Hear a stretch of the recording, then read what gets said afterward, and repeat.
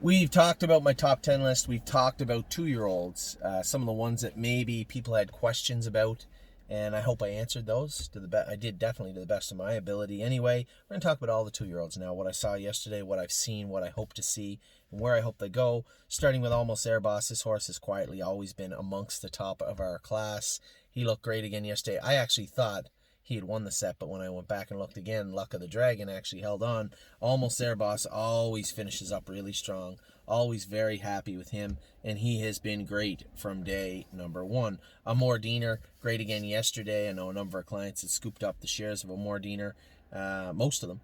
And I thought the colt looked great again yesterday. Arches Rainbow, again, looked fantastic. A lot of people have asked me, when are we going to be able to buy shares in her? Soon, I hope. She's staked like the rest of our Ontario breds. OSS, balanced image, I believe. Nothing super special on the horizon for Arches Rainbow. Better Be Sawyer did her work well again yesterday. Now, I guess that's not fair to say. Doing her work well would be beating up on horses like she did in January. She's got to put it together. I think once we get the cork off her, get a little set of half round, half swedges on her behind, and let her pace forward, let her hobbles out a little bit. I think you're going to see the Better Be Sawyer of before bubble up again. Blue Bayou Dio made an odd break in the middle of the straightaway yesterday. I think that was just because I was gearing her down. Had I left her wide open, she would have opened up lengths, but I think she would have stayed right at it. Instead, I kind of confused her, but that's a good thing. She has to learn how to start and stop quickly. And Blue Bayou Dio, you can see the speed we're talking about, the speed we're dealing with. You could see it easily yesterday when I moved her. That was a huge burst of speed. And then just as quick as she made that big burst of speed, I kind of dropped her into neutral. She lost her train of thought and rolled off. That's the least of our worries. She'll be just fine. And then we'll go to a horse that also had a quick burst of speed, although she hasn't made any breaks in a while. That's Bomb Hugger. Top of the class right now. This filly looks fantastic. Very impressed with her and very impressed with the way she looked on Saturday. Century Invictus looked good again. Now, I get beat. Yeah, I get beat fair and square, but if I had to get into him a little bit, I think he hangs on. I just didn't want to start him up because I'd rather not chase him when he's tired. Is he cheating a little bit or was he tired? It turns out maybe he was playing a little possum. I did give him a couple of whacks after the wire and he took off. But that's fine. That's no problem. I was very happy with Century Invictus. Confederate Cruiser. Somebody asked what's wrong with Confederate Cruisers. Not hard. Take a look and see what's wrong. He ran out his last 2 times on the end of the mile, made a break in one of them. So that would mean he's on the left line. So they come out with a Murphy blind outside and a line pull on him. Getting into the last turn yesterday, before he makes a break, rewind the tape a little bit, and you'll see what I'm talking about. He's already starting to run in before you get to the turn. They asked him to pace forward. Jimmy asked him to pace forward the turn while he's running in, and he just touched himself and made a break. Take that line pull off or the Murphy blind. Don't have both on him. And I think Confederate Cruiser will be just fine.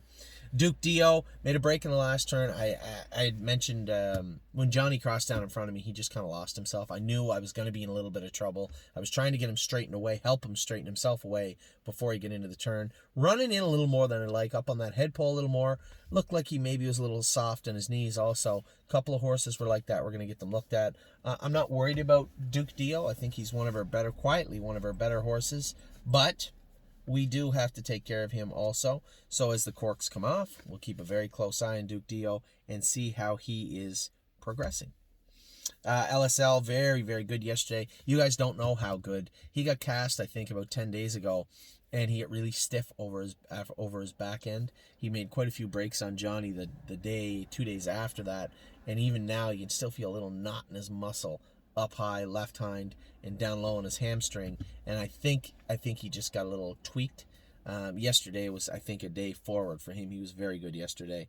Eyes at 10. Didn't make the top 10 list, but obviously still one of our better horses. I mean, she was fantastic again yesterday. Off 3 weeks, trying to close into a last half in 14. Her own last half must have been 112. She was very, very good and continues to be amongst our best, one of our best horses. Garden State Dio, I told you guys she would come forward. I don't know who ever doubted me. I knew she would come forward as soon as we started putting the hobbles on her and working with her with the weight of her shoes up front. And she was great. She was great on Wednesday when I went with her. And she was great again for James on Saturday. Grace Ooh, a little secret weapon. Grace looked fantastic the other day. There's no horse in the barn has less work into them than Grace. So for her to train as good as she did, finish up and close in on those horses, finishing up yesterday, was impressive.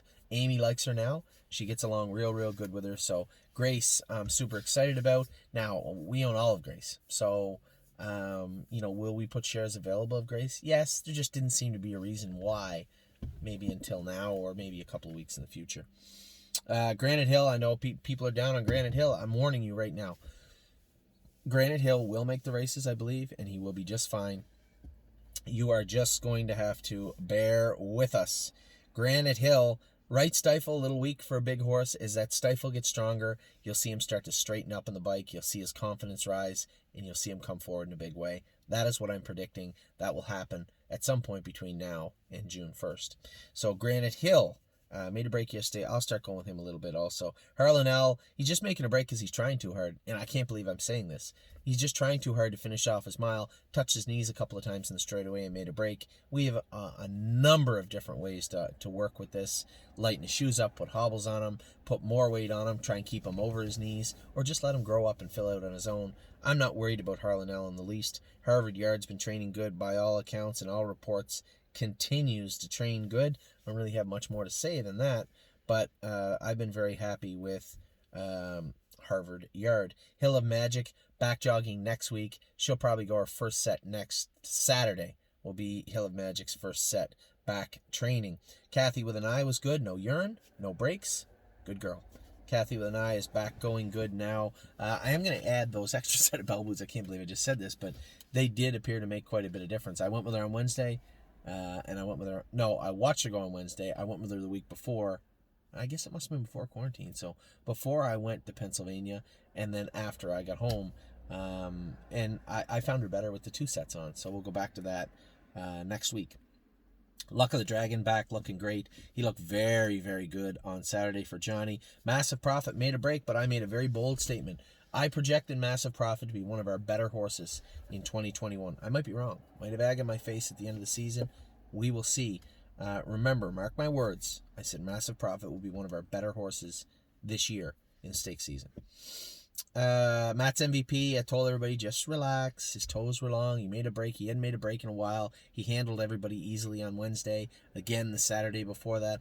I'm not worried about Matt's MVP. I'm sure he'll be just fine. Mischievous Rose looks exactly as I said, how I touted and how I told everybody that bought into her last week. She's just a nice filly and looked good again yesterday. Of Tom looked good again yesterday. I love what this filly does. I'll be honest, she does get a little weak on the end of it, but she's so tall and lanky. I think as she puts the idea that she understands how to win is important.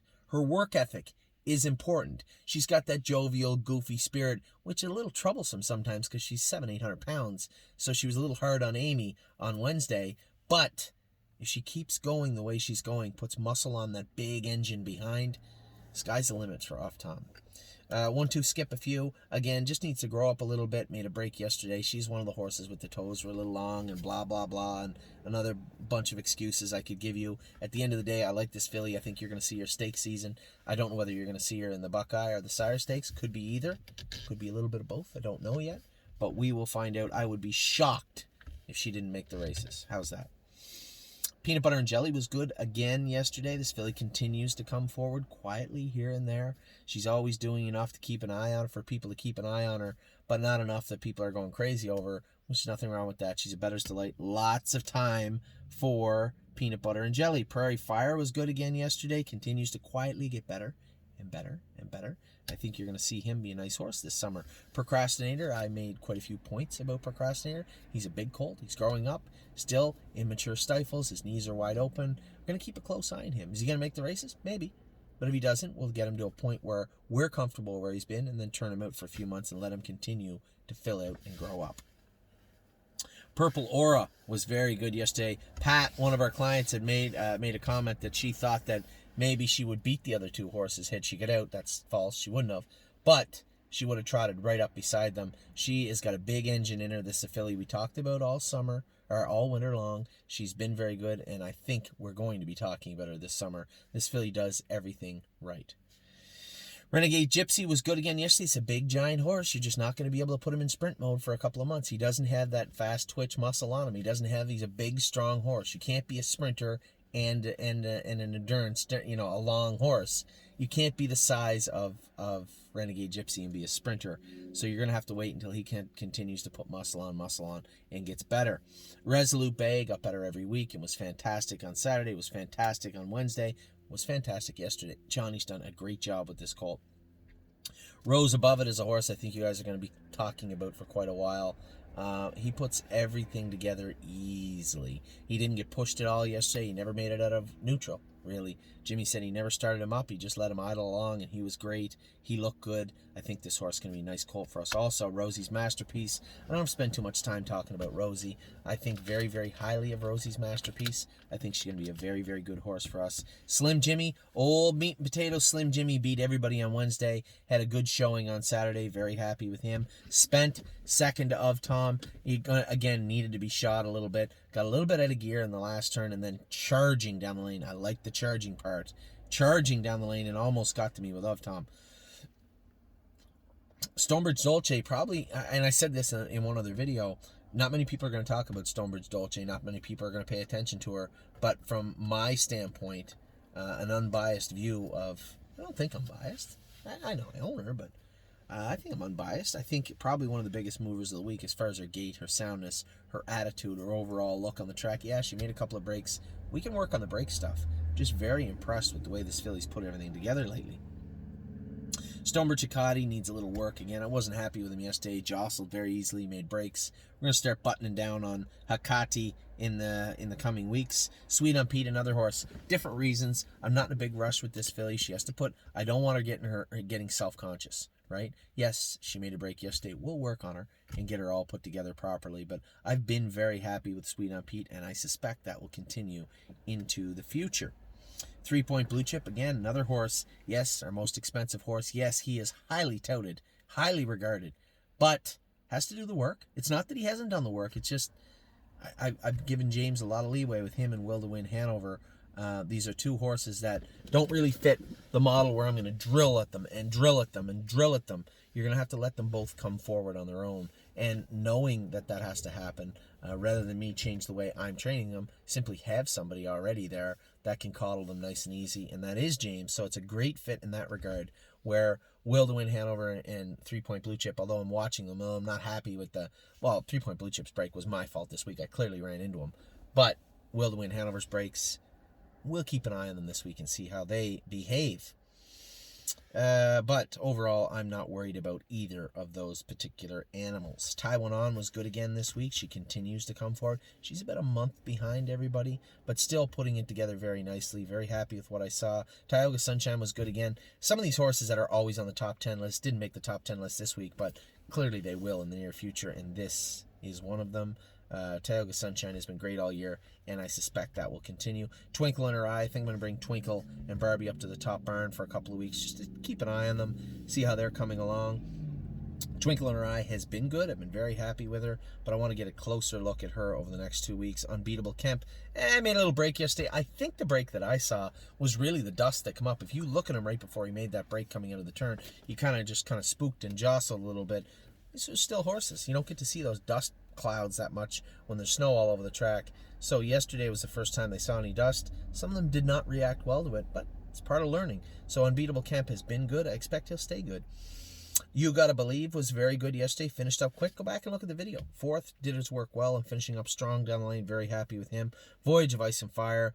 I can't say enough about this horse. I think he's one of our best horses, and I think he's will be one of our best horses in Ohio this year. Just love everything about this horse. Will to Win Hanover, again, I know you see the breaks and what's wrong? Relax. I don't care about the breaks. I care about her attitude. I care about her gait. I care about her speed. We'll polish her all up. As I said, I'm not worried about Will to Win Hanover in the least. Probably one of the most interesting horses to watch at the training center is her. She's got the slickest gait, and she is fast. So if we get all these wrinkles out of her along the way, I'm sure she'll be just fine.